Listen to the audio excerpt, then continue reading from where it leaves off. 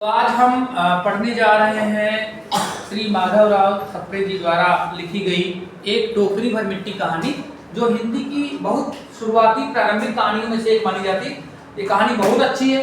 इसमें बताया गया है कि हमें जीवन में कभी लालच लोभ नहीं करना चाहिए, क्योंकि हम जब अंत समय में इस धरती से जाते हैं तो अपने साथ कुछ भी लेकर नहीं जा पाते हैं, केवल अपने अच्छे कर्मों के अलावा। तो कहानी है कि एक जमींदार के महल के पास एक गरीब अनाथ मतलब जिसका कोई स्वामी ना हो, बिल्कुल अकेली बुढ़िया रहती थी। और जमींदार साहब के महल का अहाता मतलब जो भी उनकी बाउंड्री थी, वो उस बाउंड्री के पास, सीमा के पास झोपड़ी थी। तो उन्हें उसको बढ़ाना चाहा और उस वृद्धा से बहुत बार कहा कि अपनी झोपड़ी हटा लो, लेकिन वो तो कई जमाने से, कई पीढ़ियों से वहां बसी थी। उसका प्यारा इकलौता बेटा उसी झोपड़ी में मरा था। उसकी बहू भी, पतोहू मतलब बहू, वो बहू भी एक 5 वर्ष की कन्या मतलब लड़की, बेटी को छोड़कर चल बसी थी, यानी वो भी मर गई थी। अब वो पोती उसके साथ केवल रहती थी और उसके बुढ़ापे का आधार थी। आधार मीन्स सहारा।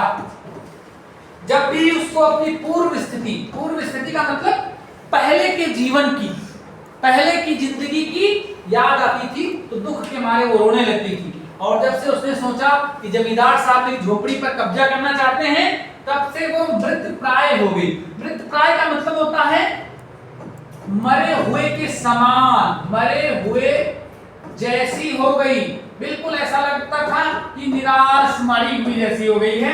झोपड़ी में उसका मन ऐसा जुड़ा हुआ था, उसकी यादें ऐसी जुड़ी हुई थी कि बिना मरे वो वहां से जाना नहीं चाहती थी। जब जमींदार साहब के सारे प्रयास निष्फल हो गए, निष्फल का मतलब है असफल, यानी उनके सारे प्रयास बेकार हो गए, तब उन्होंने अपनी जमींदारी चाल चली, अपना दिमाग लगाया।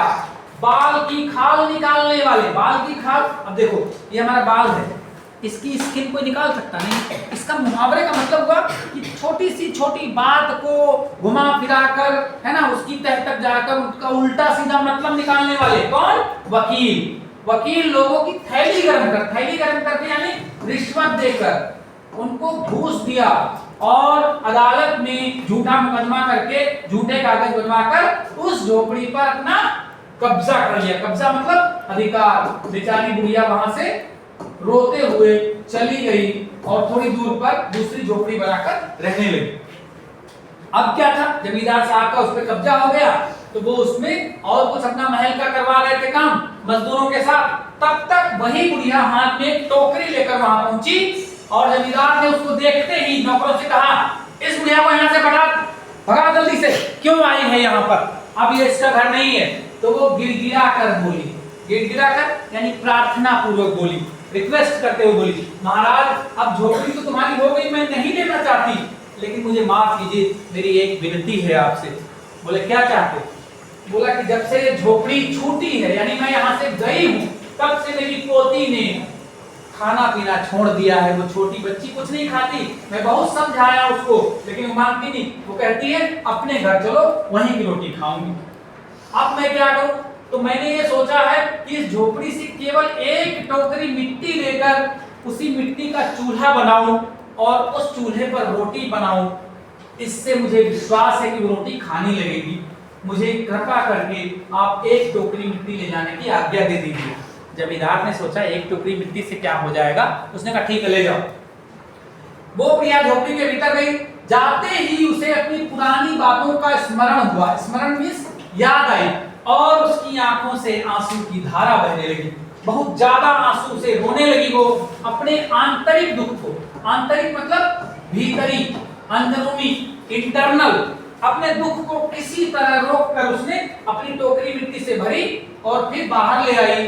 फिर उसने हाथ जोड़कर उस जमींदार से कहा, महाराज थोड़ा सा कृपा कर दीजिए, इस टोकरी को जरा हाथ लगाकर मेरे सिर पर रखवा दीजिए, धर दीजिए, यानी रख दीजिए। पुरानी भाषा का शब्द है ये, अवधि का शब्द है, धर दीजिए, धारण करना यानी रख दीजिए। जमींदार साहब पहले बहुत नाराज हुए, गुस्सा हुए। ये क्या है, मैं एक जमींदार की तो जमींदार साहब ने सोचा, जब वो उनके पैरों पे गिरने लगी, पैर पड़ती हूँ, इस टोकरी को रख दीजिए। तो उन्होंने सोचा कि चलो अच्छा रख देता हूँ, कहीं कोई नौकर जो है ऐसा ना कहे कि ये जमींदार साहब के अंदर बिल्कुल भी दया नहीं। तो नौकर से नहीं कहा, खुद ही टोकरी उठाने लगे। जैसे ही टोकरी को हाथ उठाना चाहा हाथों में, तो देखा ये तो टोकरी बहुत भारी है, उनकी शक्ति के बाहर है। फिर तो उन्होंने सारी ताकत का मतलब सारी शक्ति लगाकर, सारी फोर्स लगाकर, सारा बल लगाकर उसको उठाना चाहा, लेकिन वो नहीं उठी। तो लज्जित होकर, लज्जित मतलब शर्मिंदा होकर क्या बोले, ये टोकरी हमसे नहीं उठाई जाएगी, हम इसको नहीं उठा सकते।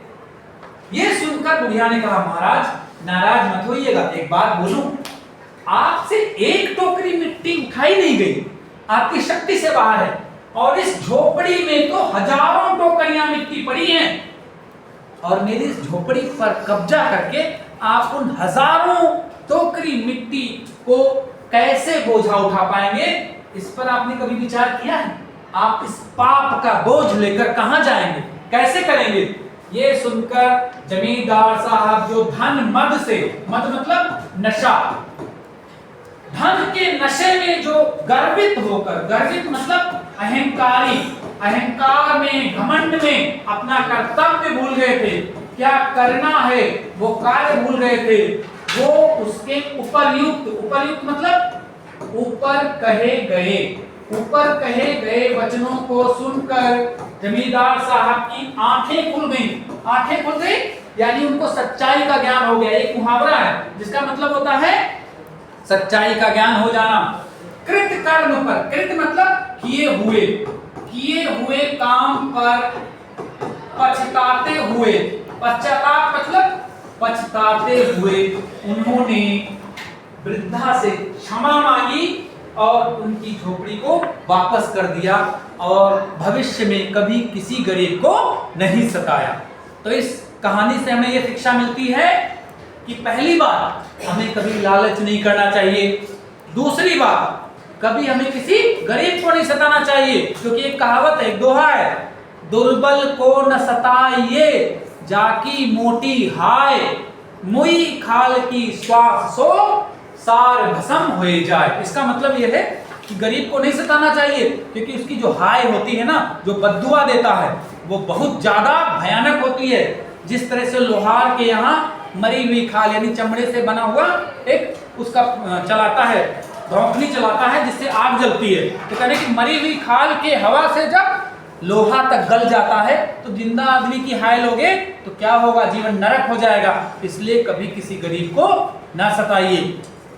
बल्कि एक और दोहा कहा गया है कि मदद कैसे करें, वृक्ष कबहु नहीं फल बखै नदी न संचय नीर, परमारथ के कारणे साधुन धरा शरीर। संस्कृत में इसी बात को ऐसे कहा गया है, स्वयं न खादन्ति फलानि वृक्षा पिबन्ति नद्या स्वयमेव नाम्भा धारा धरो वर्षति नात्म हेतु परोपकारा सताम विभूतया।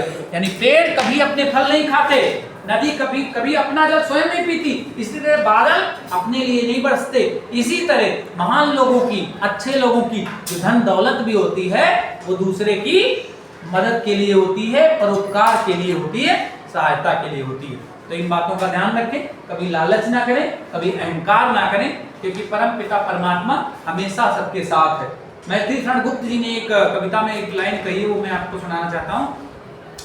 मैथिली शरण गुप्त जी कहते हैं, रहो न भूल के कभी मदान्ध तुच्छ वित्त में, सनाथ जान आपको करो न गर्व चित्त में। अनाथ कौन है यहाँ त्रिलोकनाथ साथ हैं, दयाल दीन बंधु के बड़े विशाल हाथ हैं। अनर्थ है कि बंधुहीन बंधु की व्यथा हरे, वही मनुष्य है कि जो मनुष्य के लिए मरे। धन्यवाद।